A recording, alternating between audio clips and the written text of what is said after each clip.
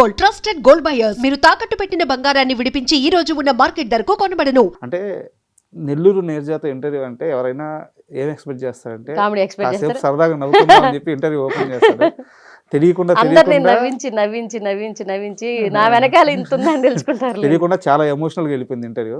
మనం చిన్న పాజ్ ఇచ్చి సరే ఒక్కసారి మనం నెల్లూరు నీరజ ఆ కొటక్ మహేంద్ర ఫ్రాంక్ కాలు అవును ఇండస్ట్రీలో ఒక స్టార్ నటుడు, స్టార్ రైటరు 70 సార్లు విన్నారంట. అవును ఎవరైనా తనిఖీలు భరణీశారు. మాకు కరోనా టైంలో శేషు జబర్దస్త్ శేషు ఉన్నారు, అన్న ఫోన్ చేశారు. మేము అది కరోనా టైంలో మేమిద్దరం ఖాళీగా కూర్చొని అన్న ఒక కామెడీగా సరదాగా అనుకుంటున్నాం, స్క్రిప్ట్ కూడా రాసుకోలేదు అది. తను నా మాటల మధ్య నడుస్తుంది అది. నడుస్తూ నేను ఒక ఫ్రాంక్ కాల్ చేస్తానే, నువ్వు ఒక మాట్లాడుకుందాం, మనం ఒక జనరల్గా ఒక వినడానికి ఒక ఆడియో చేసుకుందాం అనేది ఒకటి వచ్చిందనమాట. సరే ఏం చేద్దాం, నేను బ్యాంక్ కాల్ చేసినట్టు, ఎందుకు ఆ రోజు ఏదో టీవీలో చూసాం, దీన్ని ఫన్నీగా చేస్తే ఎలా ఉంటుంది అని ఒక ఆలోచనతోటే తన రైటింగ్ ఏమో అనుకోలేదు. అక్కడ ఆ కన్వర్జేషన్ జరుపుకున్నాం ఒక 10 నిమిషాలు, ఇలా మాట్లాడుకుందామని. తను వెళ్ళి మాట్లాడిన దానికి నేను బయట అవును, నేను ఇంట్లో ఉన్నా, తన ఇంటి వాకిటి బయట ఉన్నారు. అంతే గ్యాప్లోనే మాట్లాడుకున్నాం. ఫోన్ చేసి నేను కొటక్ మహేంద్ర నుంచి మాట్లాడుతున్నానండి, ఎవరే మాట్లాడేదని చెప్పి మీ ఇద్దరు మాట్లాడుకున్నాం. ఎవరే మాట్లాడేదా, ఇది మహేంద్ర వెంకటరమో మహేంద్ర గడి కొట్టినారట మే అనేసి చేసామన్నమాట. పవన్ కార్డు నా కార్డు ఎందుకు ఉంటుందే, పాన్ కార్డు అని అడుగుతారు సుబ్బు. పాన్ కార్డు కావాలని అంటే పవన్ కార్డు నా కార్డు ఎందుకు ఉంటుందే, పవన్ కార్డే ఉంటుంది అని చెప్తానమాట. నాన్స్ ఇంకంతా అది చేసినప్పుడు 70 సార్లు శేషు అన్న ఫోన్ చేశారు. ఇది అయిపోయి మేము సునీయ గారికి పంపించామన్నమాట ఈ ఆడియోని. డైరెక్టర్ సునీయ గారు పంపించి, మేడం ఇది ఎలా ఉంది అని అడిగా. మాకు విన్న తర్వాత బాగా, మేము రికార్డ్ చేసుకుని విన్న తర్వాత బాగా అనిపించింది. మేము ఫస్ట్ ఏదన్నా సరే ఆవిడకి పంపించామన్నమాట, మేడం ఎలా ఉందని. ఆవిడ మామూలుగా నవ్వలేదు. ఆవిడ జస్ట్ డైరెక్టర్ గ్రూప్లో ఫార్వర్డ్ చేశారంట. అది అక్కడి నుంచి వెళ్ళింది. మాకు అప్పుడు యూట్యూబ్ ఛానల్ లేదు, అందులో పెట్టాలన్న ఇది తెలియదు, ఏం తెలియదు. జస్ట్ ఒక ఫోన్ కన్వర్జేషన్ మా మేడంకి పంపించాం, ఆవిడ బయటకు పంపించింది దాన్ని ఇంకా యూట్యూబ్లోకి లాగారు, అక్కడ లాగారు, ఇక్కడ లాగారు, రకరకాలుగా వాడారు దాన్ని. భయంకరమైన మీమ్స్ అయింది అది. అది ఒక 1 ఇయర్ తర్వాత కరోనా అయిపోయింది, ఇంకా లాక్డౌన్స్ అంతా ఎత్తేసారు. అప్పుడు శేషు అన్న ఫోన్ చేసి, అరే మీకు ఒక సర్ప్రైజ్ రా, మీరు ఆడియో కాల్ ఒకటి చేశారు. షేకింగ్ శేషు గారు ఫోన్ చేసి, అరే మీకు ఒక సర్ప్రైజ్ రా అన్న. ఏంట్రా సర్ప్రైజ్ అన్న, చెప్పండి అన్న అంటే, మీరు మొగుడు పిల్లలిద్దరూ నేను ఒక లొకేషన్ పంపిస్తాను, డబ్బింగ్ స్టూడియో, అక్కడికి వచ్చేసేయండి అన్న. ఇక్కడ గణపతి కాంప్లెక్స్ దగ్గర. సరే మీ ఇద్దరం ఎట్లున్నా అట్లా వెళ్ళిపోయి నిల్చోను. లోపల నుంచి ఒక పెద్ద వ్యక్తి వస్తున్నారు బయట అంటే, తనిఖీల భరణి గారు. ఫస్ట్ టైం లైవ్లో ఆయన చూడడం, నేను అప్పటిదాకా ఆయన చూడడం కూడా లే. సార్ బయటకు రాగానే కాళ్ళకి నమస్కారం చేసుకుని, సార్ అంటే ఎవరు అని అన్నారు ఆయన. ఈ అన్న ఎందుకు తీసుకొచ్చాడో తెలియదు, మాకు అసలు విషయం తెలియదు, ఆయనకే తెలియదు. శేషు గారు అంటే, చెప్పరా అన్నాడు శేషు అన్నని తనిఖీల భరణి గారే. ఎవర్రా చెప్పరా బాబు అంటే, సరే సార్ మీరు 70 సార్లు విన్నా, కారులో వచ్చేటప్పుడు చెప్పారు కదా, కారులో ఈ అన్నతో చెప్పారంట. నేను ఒక ఆడియో వింటూ ఇది 70 సార్లు విన్నా శేషు నేను, నాకు ఎంత ముచ్చటేసిందంటే, నాన్ సింక్లో మాట్లాడతారు వీళ్ళు, ఎంత బాగా మాట్లాడంటే, ఆడ మొగుడుకు వెళ్ళాలండి నాకు తెలుసు, మన జబర్దస్త్లో కూడా చేశారు, నా టీంలో కూడా చేశారు, ఆ అబ్బాయి కూడా అమ్మాయి వాళ్ళు వేరే టీవీలో కూడా చేస్తారని చెప్తే అవునా అని నవ్వారంట. ఆయనకు సర్ప్రైజ్ ఇద్దామని మమ్మల్ని తీసుకెళ్ళాడు, మాకు కూడా సర్ప్రైజ్, అది బిగ్ సర్ప్రైజ్. మేము మాట్లాడిన తర్వాత ఓ సూపర్ అమ్మా రా అని అన్నారు. వెళ్ళిన తర్వాత ఆయన పట్టుకొని మా ఆయన నన్ను బంగారం ఇద్దరు ఎంత బాగా చేశారు రా, ఎప్పుడో ఫ్యూచర్లో ఒక అవకాశం ఇస్తాను ఉండండి అని అన్నారు. అంతే అని అన్నారు. Thank you so much sir. అది చాలు, ఆయన కలవడం చాలు. ఒక ఆడియోకి అంతకు మించిన అవార్డు నాకు అవసరం లేదనిపించింది ఆ టైంలో. ఆయన లైవ్లో సరే నేను ఇక్కడ కూర్చుంటా, మీ ఇద్దరు ఆడు చేయండి ఇంట అని అన్నారు. నేను మీ ఇద్దరు చేసామన్నమాట. వాడు సూపర్ అయ్యా, భలే చేశారయ్యా, ఆయన యాటిట్యూడ్ భలే వచ్చింది నాకైతే. ఆయన రాయని కామెడీ కాదు, ఆయనకి తెలియదు. ఒక కవికి, ఇండస్ట్రీలో ఒక సీనియర్ యాక్టర్కి మన కామెడీ నచ్చి పిలవడం అనేది అంతకు మించిన అవార్డు ఏంటండి చెప్పండి. నాకు అది ఆ టైంలో చాలా బిగ్ అచీవ్మెంట్ అనిపించింది. నవ్వి మీ ఇద్దరు ఒక ఫోటో దిగి పక్కన కూడా పెట్టుకున్నాం అనమాట. అట్లా జరిగింది. అంటే అక్కడి నుంచి కట్ చేస్తే చాలా వెబ్ సిరీస్లో యాక్ట్ చేశారు. సో అంటే స్టేజ్ షోలకు కానీ, టెలివిజన్ షోలకు కానీ ఇక్కడ మనకి వెబ్ సిరీస్లకు వచ్చేలేకే ఆ యాక్టింగ్ తీరు మారిపోద్ది, అవును. చాలా తేడా ఉంటుంది. ఎలా మెర్జ్ అవ్వగలిగారు?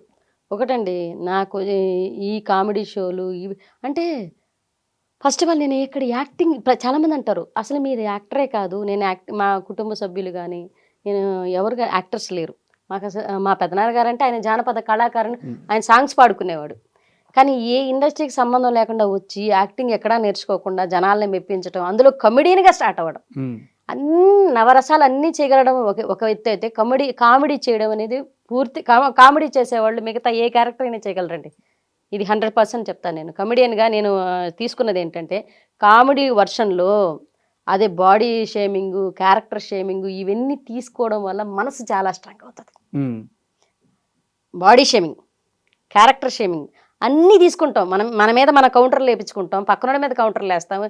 ఇవన్నీ మన అనుకుంటాం కానీ ఆర్టిస్ట్ని చాలా స్ట్రాంగ్ చేస్తాయి. కమెడియన్కి ఉన్న స్ట్రాంగ్ మెంటాలిటీ హీరోకి కూడా ఉండదు. అంత స్ట్రాంగ్ మైండెడ్ వస్తారు. ఎందుకు అని అంటే బాడీ షేమింగ్, క్యారెక్టర్ షేమింగ్, ఎత్తుకుంటే క్యారెక్టర్ షేమింగ్ చేస్తావు. నువ్వు అట్లా ఇదే వ్యక్తిని ఒక కమెడీని తీసుకొచ్చి బయట ఒక మాట అనండి ఆయన తట్టుకోలేరు, ఒక స్టేజ్ మీద 100 అనండి తట్టుకోగలరు. నవ్వించడానికి దేనికైనా రెడీ, దేనికైనా రెడీ. అది మెంటల్గా ఫిక్స్ అవుతారండి, నవ్వించడానికి దేనికైనా రెడీ. అది నిజ జీవితంలో కూడా ఎలా అవుతుంది, అవతలో నవ్వించడానికి మనం ఏం చేసినా తప్పులేదు. మీకు వెబ్ సిరీస్ల పరంగా ఫస్ట్ బ్రేక్ అంటే భామా కలాపం అనుకోవచ్చా? భామా కలాపం అనేది సినిమా కదా. అవును, ఓటీటీలో అవును. First break Bhama Kalapam. Web సిరీస్లు వల్ల కూడా కాదు కానీ అప్పటికి నేను కామెడీ షోల్లో యాజ్ ఎ టీమ్ లీడర్గా ఉన్నాను. హంగామా, జబర్దస్త్, మళ్ళీ వచ్చేసి ఎక్స్ప్రెస్ రాజా అనేది మన యాంకర్ ప్రదీప్ గారికి 1.5 year అమ్మగా నడిచాను దాంట్లో. నేను మంగళవారం ఏదో షో వచ్చేది అప్పుడు. సార్ అంటే ఇంకా జబర్దస్త్ వరకు రాలేదు. ఓటీటీ విషయానికి వస్తే ఫస్ట్ బ్రేక్ ప్రియమణి గారు. సో ఆమెతో ఎలా ఉండేది?